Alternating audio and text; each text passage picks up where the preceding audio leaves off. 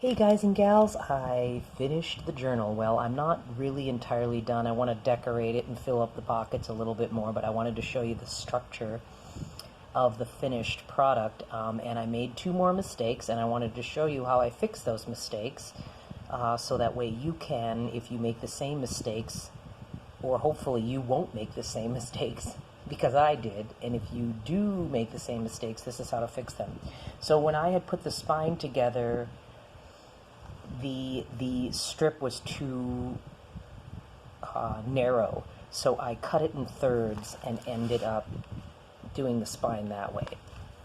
And this is something that I had remembered while I was making the journal, but then forgot again, which was if your pages are going to extend beyond your journal on the top, you need to extend your spine as well if you're going to do an over-the-top binding like I do. And the reason why I like the over-the-top bindings is because I really like all of my pages to be removable, so that way if people want to remove whatever is in there for their own other journals or their own, just take out a piece that they journaled on that they wanted to keep private and put it separate or whatever, I really like the loose bindings so that way people can remove whatever is in the journal.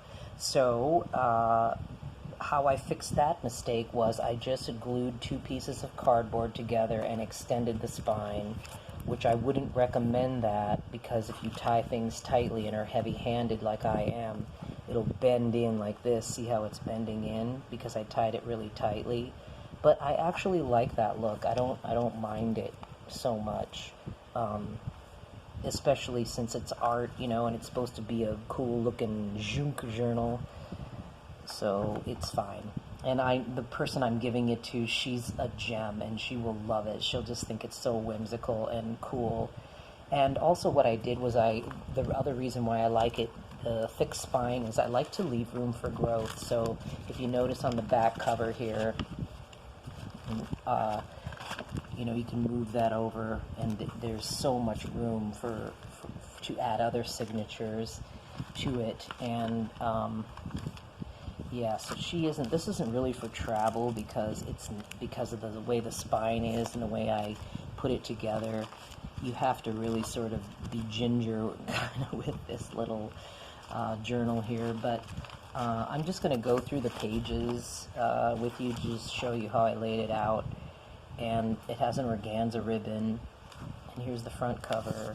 There's that gorgeous crunchy pocket of the tracing paper, and then this is all going to look wonky because the signature is now crooked in there, and I don't want to fight with it with one hand, so I'm just going to try and get through these pages real quick to show you the layout. All of these are either scrapbooking pages or pages I created myself. This one was, the roses didn't show up very well, so I sort of tried to fill them in with the purple a little bit. So there's ghost roses on that page. These are all, like I said, they're either just scrapbooking papers. This was the idea. I had to kill two birds with one stone and edge one paper while I had the other one underneath to create that sort of torn edge look inking. This page I call Purple Rain. I just filled in the raindrops with purple a little bit more. That's what the cover paper is, lined paper. This paper got a little toasty in the oven, so it was a little dark, but this is really cool, these ghost unicorns and this beautiful purple I put in here for her, and there's horses running on the beach on the other side. Another tea-dyed lined paper.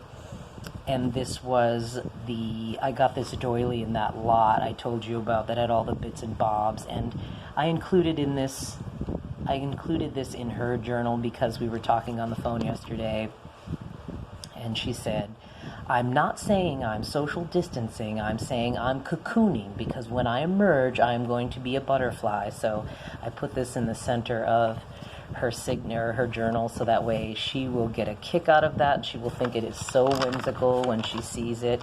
And this is just I glued this on the other side of that envelope.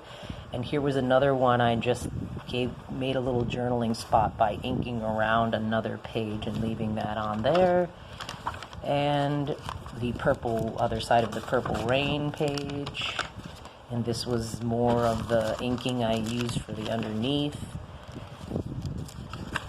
And yeah, that's just the end. And then there's room for growth here. I'm going to tie a couple of more ribbons in there so that she knows she can stuff other pages in there. And this is that happy accident with the side pocket and double pocket. It's nice and crunchy, and it's just gorgeous. Anyways, that's the journal. I'm not done decorating it yet. I want to fill up the pockets and decorate some of the pages, but I just wanted to give you an idea of a quick, simple journal you can put together. And I wanted to say, please, you guys, journal on, because we are the memory bearers, and in this digital age, we need to write stuff down. Okay, take care. Bless.